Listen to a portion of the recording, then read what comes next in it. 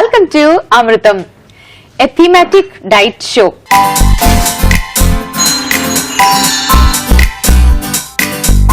ఈ రోజు మండే అంటే వనితలకు మాత్రమే స్పెషల్ డే.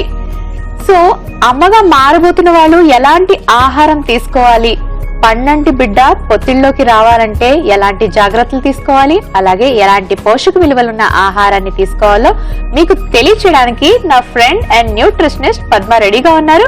మరి పద్మకి వెల్కమ్ చెప్పేద్దామా? Hi Padma. Hi Monica, how are you? I'm good, how are you? Good. Okay, మనం ఆల్రెడీ ప్రీ ప్రెగ్నెన్సీ ఎలాంటి జాగ్రత్తలు తీసుకోవాలి, ఎలాంటి ఫుడ్ తీసుకోవాలి తెలుసుకున్నాం. అదొక ఫస్ట్ ట్రైమిస్టర్, అలాగే తర్వాత సెకండ్ ట్రైమిస్టర్ కూడా చూసేసాం. సో ఈ రోజు ఏం తెలియచేయబోతున్నారు? సో ఈ రోజు మన సోమవారం రోజు అమృతంలో వచ్చేటటువంటి స్పెషల్ ఫర్ ఉమెన్ లో ఫస్ట్ ప్రెగ్నెన్సీ కన్సీవ్ అయ్యాక 0 to 6 months మనము ఎలాంటి పోషకాలు తీసుకోవాలో తెలుసుకున్నాం కదా. సో మరి ఈ రోజు ఇంకేముంది, దానికి continuation 6 months to 9 months, that is called third trimester.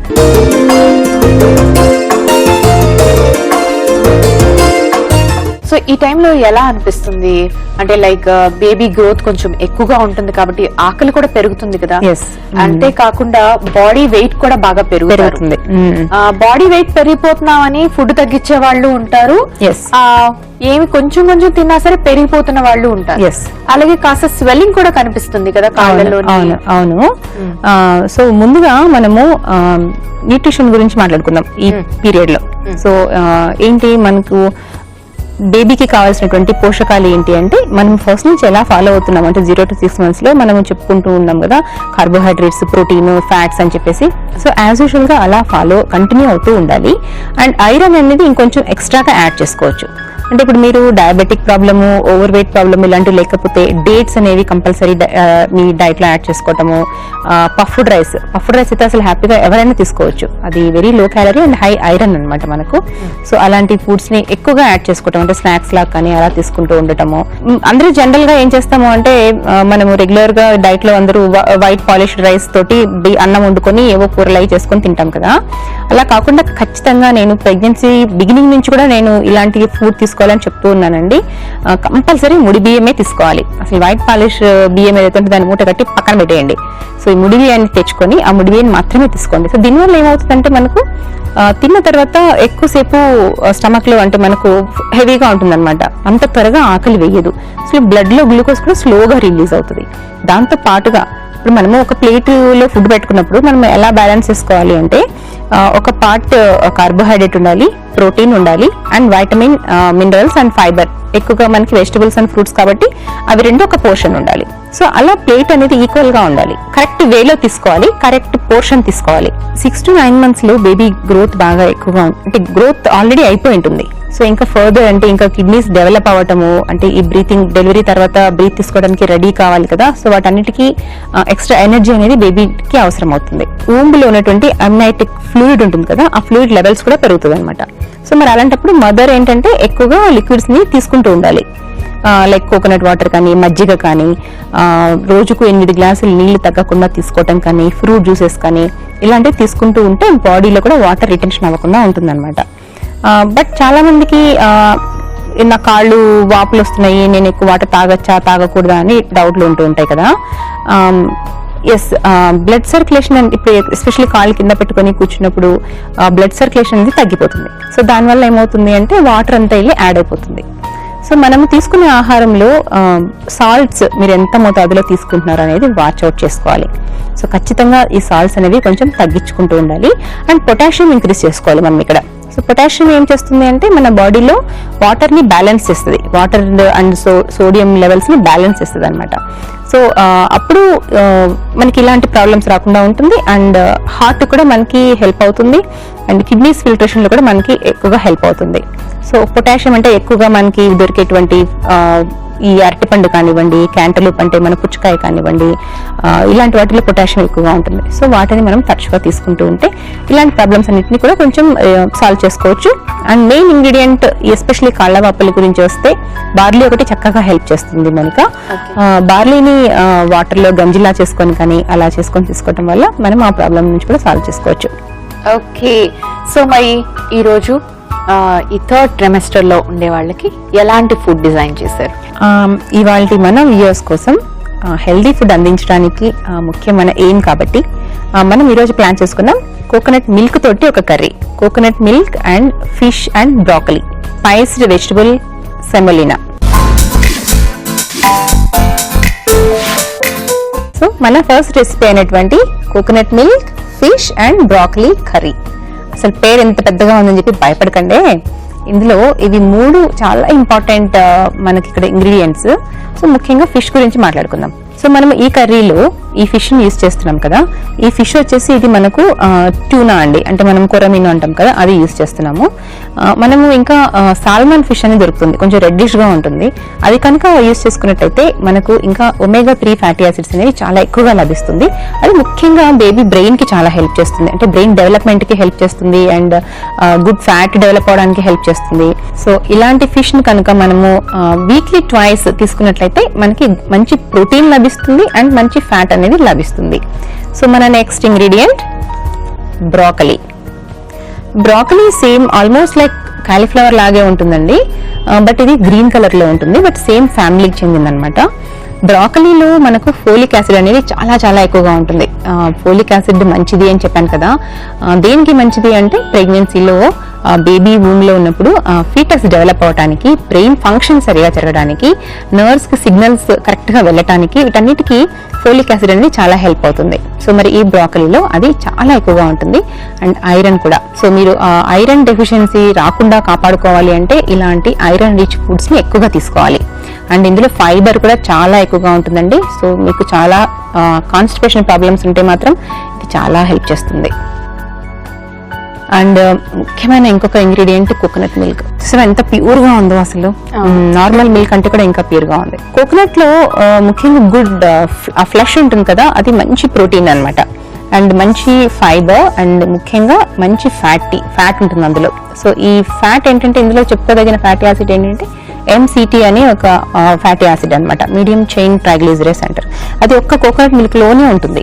So అది ఏంటంటే మన హార్ట్ కి చాలా హెల్ప్ చేస్తుంది, గుడ్ ఫ్యాట్ డెవలప్ అవడానికి హెల్ప్ చేస్తుంది అండ్ ప్రొటెక్షన్ అన్నమాట, గుడ్ ప్రొటెక్షన్, యాంటీ ఆక్సిడెంట్స్ ఎక్కువగా ఉంటుంది. చక్కగా కొబ్బరికాయ తెచ్చుకొని ఇంట్లో వంటకి మాత్రమే వాడుకునేలా ప్లాన్ చేసుకోండి. ఇంకా నెక్స్ట్ ఇంగ్రీడియంట్స్ వచ్చేసి ఇవి 3 వెజిటబుల్స్. సో క్యారెట్ లో వైటమిన్ ఏ ఉంటుంది అండ్ ఇదేంటి స్ప్రింగ్ ఆనియన్ లో మంచి ఫైబర్ ఉంటుంది. పొటాటో గుడ్ కార్బోహైడ్రేట్ ఉంటుంది అండ్ గుడ్ ఫైబర్ కూడా అండి. పొటాటో తింటాను లావ్ అయిపోతాను అని ఏం వరి అవ్వక్కర్లేదు. పొటాటో అప్పుడప్పుడు మనము కొంచెం మొత్తాలు తీసుకోవడం చాలా హెల్త్ కి మంచిది. అండ్ ఇంకా ఇక్కడ ఒక కొత్త ఇంగ్రీడియంట్ ఉంది, దీన్ని వెజిటబుల్ బ్రాత్ అంటారు.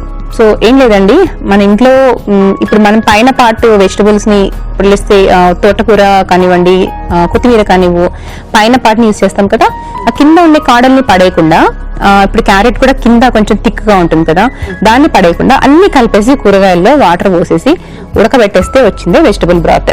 ఓకే. సో పోషకాలు మనకి వేస్ట్ కాకుండా ఈ రకంగా యూజ్ చేసుకోవచ్చు అనమాట.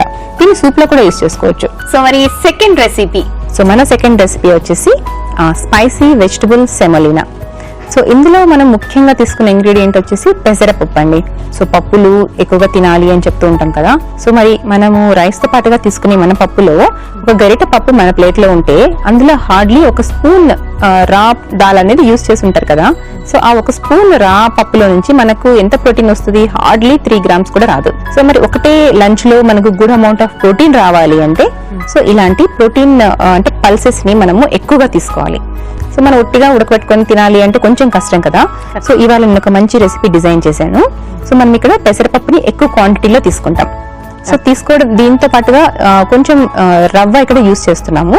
సో ఇక్కడ మనకు సెమోలినా ఉందండి. సెమోలినా బదులు మనం ఇంకా బ్రోకెన్ వీట్ అంటే గోధుమ రవ్వ అంటాం కదా, అది యూజ్ చేసుకుంటే ఇంకా మంచిది. కాకపోతే ఇది క్వాంటిటీ ఎక్కువ ఉంటుంది, రవ్వ క్వాంటిటీ కొంచెం తక్కువ ఉంటుంది. ఇది 1 తీసుకుంటే ఇది హాఫ్ తీసుకుంటాం అనమాట. సో ఇవన్నీ ఇలా తీసుకోవడం వల్ల ఏమవుతుందంటే మనకి ప్రోటీన్ అనేది మెయిన్ గా ఫోకస్ చేసినట్టు ఉంటుంది. సో మరి ఓన్లీ ప్రోటీన్ తింటే మరి మిగతా వాళ్ళ సంగతి ఏంటి? మనకి ఫైబర్ కావాలి కదా, వైటమిన్స్ కావాలి, మినరల్స్ కావాలి. సో వాటి కోసం ఇక్కడ ఇన్ని వెజిటబుల్స్ రెడీగా ఉన్నాయి. సో ఇక్కడేమో peas which is high protein again and fibre, and ఇదేమో మెయిన్ బీన్స్. సో బీన్స్ లో ఫైబర్ ఎక్కువగా ఉంటుంది అండ్ ప్రోటీన్ కూడా ఉంటుంది. సో ఈ ఫైబర్ ఫుడ్స్ ని కంపల్సరీ మీరు ఫోకస్ చేయాలి. లేదు అంటే డెలివరీ తర్వాత చాలా ప్రాబ్లమ్స్ ఫేస్ చేయాల్సి ఉంటుంది. మలబద్ధకం సమస్య చాలా ఎక్కువగా ఉంటుంది. సో అవన్నీ అవ్వకుండా ఉండాలంటే మరి ముందు నుంచి జాగ్రత్తలు అనేవి తీసుకోవాలి కదా. అండ్ క్యారెట్, వైటమిన్ ఏ కోసం క్యారెట్. అండ్ ఈ పొటాటో తీసుకోవడం వల్ల ఏంటంటే ఇందులో హై ఫైబర్ ఉంటుంది పొటాటో కూడా, కానీ చాలా మంది పొటాటో తినకూడదని ఆపుతూ ఉంటారు. But potato is good carbohydrate అండి. సో తగిన మోతాదులో ఖచ్చితంగా తీసుకోవచ్చు. అండ్ ఇది క్యాబేజ్. సో క్యాబేజ్ లో వైటమిన్ సి ఎక్కువగా ఉంటుంది. సో మరి అన్ని బ్యాలెన్స్ అయిపోయింది కదా మనకి ఇక్కడ. సో మరి ఇంత మంచి బ్యాలెన్స్డ్ పోషకాహారం తీసుకున్నట్లయితే మరి ఆబ్వియస్ గా మనం హెల్తీగా ఉండొచ్చు. మనం హెల్తీగా ఉంటే మన బేబీ కూడా హెల్తీగా ఉంటుంది. సో మీరు తప్పకుండా ట్రై చేయండి. ఇంగ్రీడియంట్స్ చూస్తుంటేనే తెలిసిపోతుంది కదా ఈ రెసిపీ చాలా యమ్మీగా ఉంటుందని. ఎందుకంటే సో మెనీ వెజిటేబుల్స్ తో ప్రిపేర్ చేసుకుంటున్నాం. ఇంతే కాకుండా పెసరపప్పు కూడా చాలా టేస్టీగా ఉంటుంది. ఓకే, మరి మీరు రెసిపీలో ఉన్న మెయిన్ ఇంగ్రీడియంట్స్ అలాగే దాంట్లో ఉండే పోషక విలువల గురించి చాలా చక్కగా ఎక్స్ప్లెయిన్ చేశారు. సో మరి ఏ మాత్రం ఆలస్యం చేయకుండా నేను రెసిపీని స్టార్ట్ చేయనా? I just want add 1 point Monica. So మరి 9th month 6 to 9th month ఈ రోజు చెప్పుకున్నాం. 0 to 9th month ప్రెగ్నెన్సీ ఆ డ్యూరేషన్ మనం ఫస్ట్ నుంచి చెప్పుకుంటూ వస్తున్నాం కదా. సో మదర్స్, ఎక్స్పెక్టింగ్ మదర్స్ ఎవరైతే ఉంటారో వాళ్ళందరికీ all the very best and wish you good luck అండి. Okay, that's nice. Lakshmi Adilabad నుంచి ఇలా అడుగుతున్నారు. నేను 8 months ప్రెగ్నెంట్. నాకు షుగర్ లెవెల్స్ ఎక్కువగా ఉన్నాయని డాక్టర్ చెప్పారు.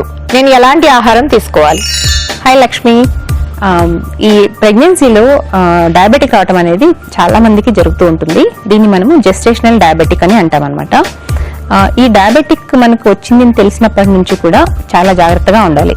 అంటే ముఖ్యంగా మనం తీసుకునే ఆహారంలో ఎటువంటి వైట్ రైస్ లేకుండా, మైదా పిండి లేకుండా, షుగర్స్ లేకుండా మనము చాలా జాగ్రత్తగా ప్లాన్ చేసుకోవాలి. సో దానికి బదులుగా ముడి ధాన్యాలు, ఈ ముడి గోధుమలు కానివ్వు, ఓట్స్ అని చెప్పేసి జొన్నలు, రాగులు ఇలా చిరుధాన్యాల్ని యాడ్ చేసుకోవటము, వాటితో తయారు చేసిన పదార్థాలు అంటే రొట్టెలు కానివ్వు, చపాతీలు, రాగి సంగటి ఇలాంటివి తీసుకుంటూ ఉండాలి. అండ్ దాంతో పాటుగా వెజిటబుల్స్ అండ్ ఫ్రూట్స్ రెగ్యులర్ గా మనము అంటే హై ఫైబర్, హై ప్రోటీన్ ఉన్నవి కనుక ఫోకస్ చేస్తూ తీసుకుంటూ ఉండాలి.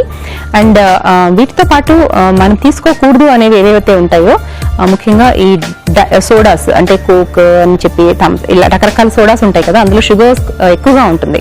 సో వాటిని మనము కంప్లీట్ గా అవాయిడ్ చేయాలి. అండ్ పండ్లు తీసుకునేటప్పుడు పండ్లని హోల్ ఫ్రూట్ గా తీసుకోండి, జ్యూస్ రూపంలో తీసుకోకండి. సో ఇలా సింపుల్ గా మీరు హెల్త్ మీరు టేక్ కేర్ చేసుకుంటూ మీ బేబీ హెల్త్ ని టేక్ కేర్ చేయండి. సో మరి మన ఫస్ట్ రెసిపీలోకి వెళ్ళిపోదామా? First recipe coconut milk white fish broccoli.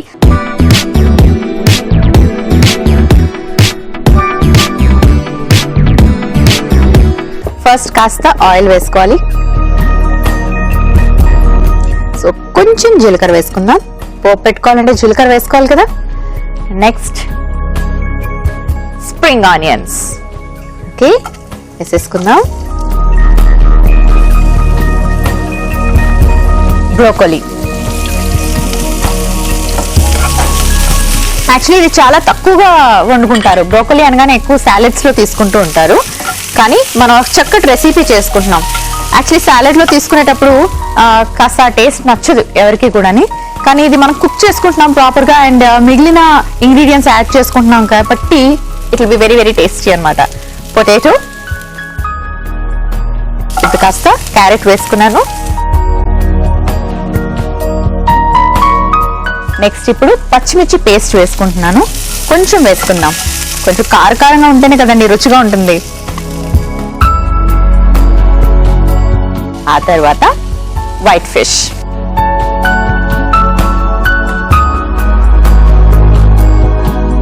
Vegetable బ్రాత్ ఇది వేసుకోవాలి. సో కుక్ చేయడానికి మనం జనరల్ గా ఏం చేస్తాం అంటే వాటర్ యూస్ చేస్తూ ఉంటాము, కానీ ఇందులో అలా కాకుండా ఓన్లీ వెజిటబుల్ బ్రాత్ తోని నేను కుక్ చేసుకుంటున్నాను. ఇప్పుడు కొంచెం కర్రీ పౌడర్, లేదు మీరు హోమ్ మేడ్ ఏదైనా మసాలా పౌడర్ తయారు చేసుకున్నా సరే ట్రై చేయొచ్చు. అలాగే కొంచెం సాల్ట్ వేసుకుందాం. ఫిష్ సాస్ ఇది కూడా మనకి మార్కెట్లో అవైలబుల్ గా ఉంటుంది. చూసారా ఎంత ఫాస్ట్ గా ప్రిపేర్ చేసుకుంటున్నాను. కాస్త నిమ్మరసం. మన మెయిన్ ఇంగ్రీడియంట్ ఇంకోటి ఉంది, coconut milk. So coconut milk కూడా వేసేసుకుందాం.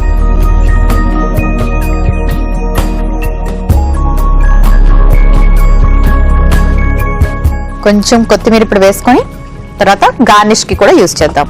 So almost done. ఇలా మూత పెట్టుకొని ఒక 5 నిమిషాల పాటు ఉడకనిద్దాం. సో 5 minutes లో మన స్పెషల్ డిష్ రెడీ అయిపోతుంది.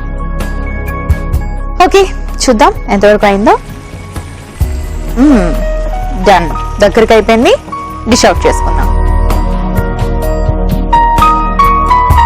Coconut milk white fish broccoli ready అయిపోయింది.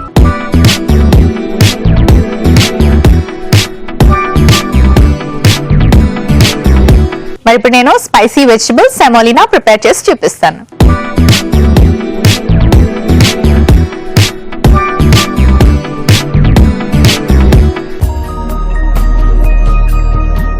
మిల్క్ ప్రోడక్ట్స్ చాలా మంచివి. నెయ్యి, చీజ్, బటర్ ఆల్రెడీ పద్మ చెప్పారు కదా. సో నేను కొంచెం నెయ్యి తీసుకుంటున్నాను. ఓకే, ఈ నెయ్యిలోని మనం కాస్త రవ్వని ఫ్రై చేసుకోవాలి.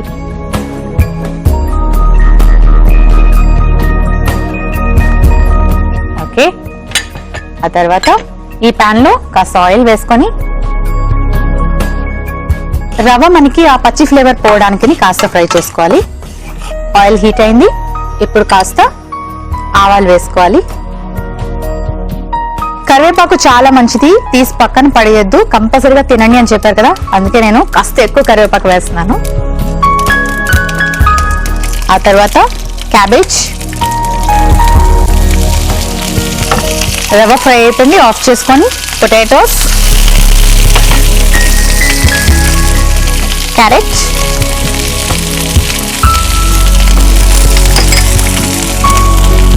బీన్స్. ఫైబర్ బాగుంటుంది కాబట్టి బీన్స్ కంపల్సరీగా డైట్ లో యాడ్ చేసుకోవాలి. And green peas.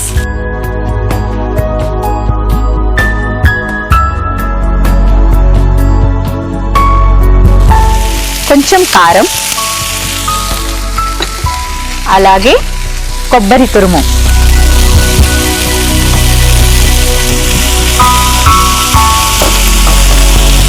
కాస్త బెల్లం, కొంచెం సాంబార్ పొడి, అలాగే చింతపండు రసం.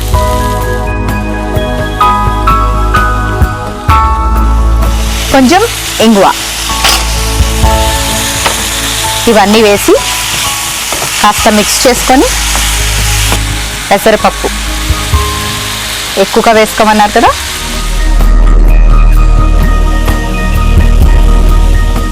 ఇప్పుడు సరిపడే నీళ్లు వేసుకుందాం. మనం ఫ్రై చేసి పెట్టుకున్న రవ్వ కూడా వేసుకోవాలి. సో అంతకన్నా ముందు మన రుచికి సరిపడే అంత ఉప్పు వేసుకుందాం. సరిపడే నీళ్లు, ఉప్పు వేసుకున్నాక మనం ఆల్రెడీ ఫ్రై చేసి పెట్టుకున్న ఈ రవ్వ కూడా ఇప్పుడు వేసేసుకోవాలి.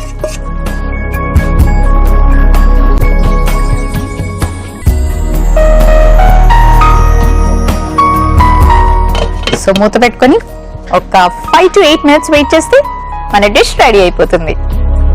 ఓకే, మరి దగ్గరికైనట్టుంది, చూద్దాం. డిష్ అవుట్ చేసుకుందాం.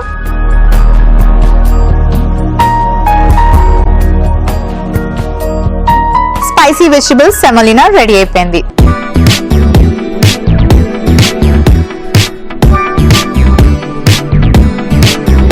Coconut milk white fish broccoli అలాగే స్పైసీ వెజిటబుల్స్ సెమోలినా 2 డిషెస్ రెడీగా ఉన్నాయి. మరి వీటికి కావాల్సిన పదార్థాలు, తయారీ విధానం మరొకసారి చూసేయండి.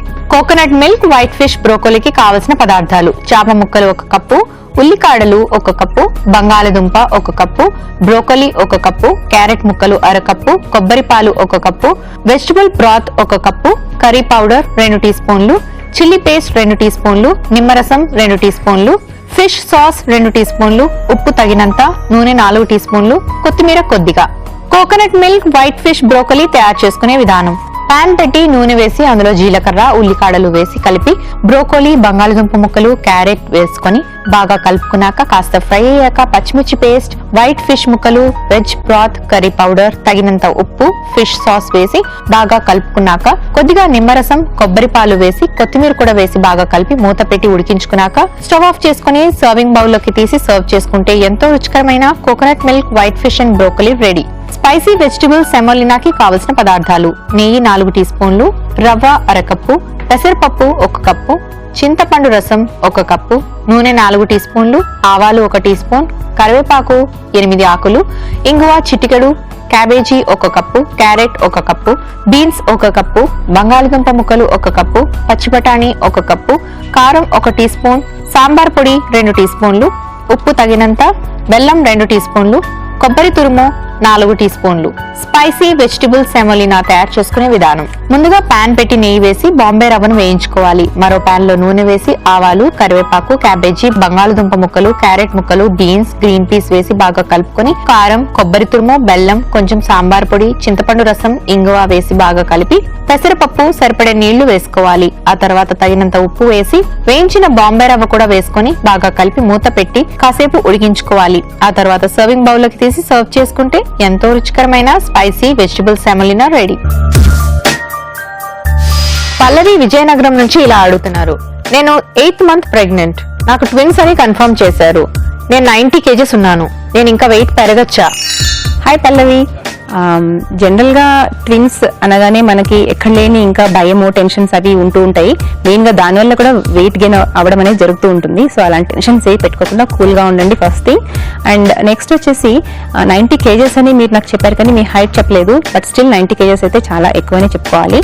ఓవరాల్ గా ట్విన్స్ అని చెప్పినప్పుడు ఫస్ట్ బేబీకి మనము జనరల్ గా 200 to 300 grams 300 calories ఎక్స్ట్రా తీసుకుంటే చాలు అని చెప్తాము. అండ్ ట్విన్స్ అన్నప్పుడు అనదర్ 200 calories ఎనఫ్ అండి. అంతకంటే ఎక్కువగా మీరు తీసుకోవాల్సిన అవసరం లేదు. అండ్ ఓవరాల్ డ్యూరేషన్ అంటే ఆ 9th మంత్ వరకు కూడా ఎంత మీరు వెయిట్ గెయిన్ అవ్వచ్చు అంటే 11 to 17 kgs వరకు మీరు వెయిట్ గెయిన్ అవ్వచ్చు. అంటే మీ నార్మల్ వెయిట్ కంటే కూడా అంత పెరగవచ్చు అనమాట. అంతకంటే ఎక్కువ పెరిగితే మాత్రం డెలివరీకి కానివ్వు, ఫ్యూచర్లో కానివ్వండి చాలా ప్రాబ్లమ్స్ వచ్చే ఛాన్సెస్ ఉంటాయి. సో మీరు అంతకంటే వెయిట్ని పెరగకుండా మంచి ఆహారాన్ని మీ డైట్లో యాడ్ చేసుకొని మీరు ఇప్పుడు వెయిట్ లెస్ అవ్వమని చెప్పను కానీ కంట్రోల్లో ఉంచుకోనికి ట్రై చేయండి. సో మరి నా రెసిపీస్ 2 రెడీ అయిపోయాయి కదా. అలాగే ఎలా ప్రిపేర్ చేసుకోవాలో కూడా మరొకసారి చూసేశారు. మరి ఇప్పుడు టేస్ట్ చేసి చెప్తాను.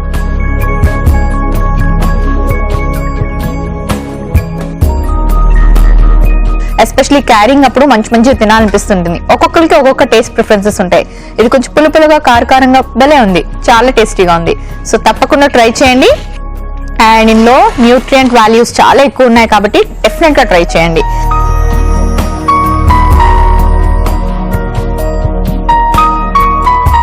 రెగ్యులర్ గా ఇలాంటి హెల్తీ డైట్ తీసుకోవడం వల్ల మీకు అలాగే మీ బొజ్జులో ఉన్న పాపాయికి కూడా చాలా మంచిది. ఈ ఎపిసోడ్స్ మీరు మిస్ అయినట్టుగా అయితే log on to www.facebook.com/etvlifeindia, www.youtube.com/etvlifeindia, www.twitter.com/etvlifeindia లో మళ్ళీ చూడండి. చూసారు కదండి ఇవాల్టి అమృతంలోని 6 to 9 months ప్రెగ్నెంట్ ఉన్న ఆడవాళ్ళు ఎలాంటి ఆహారం తీసుకోవాలి అన్న విషయంపై పద్మ గారు చాలా క్లియర్ గా ఎక్స్ప్లెయిన్ చేశారు. అంతేకాకుండా ప్రేక్షకులు అడిగిన ప్రశ్నలకు కూడా చక్కటి సమాధానాలు ఇచ్చారు. మరి ఈ రోజు థీమ్ ప్రకారంగా 2 చక్కటి డిషెస్ ని డిజైన్ చేశారు. నేను మీకు ప్రెజెంట్ చేసి చూపించాను. మరేంటి ఆలస్యం? మీరు ప్రిపేర్ చేసుకుని టేస్ట్ చేయడమే ఆలస్యం. మరి రేపటి అమృతంలో మరొక చక్కటి థీమ్ తో మళ్ళీ మీ ముందుకు వచ్చేస్తాను.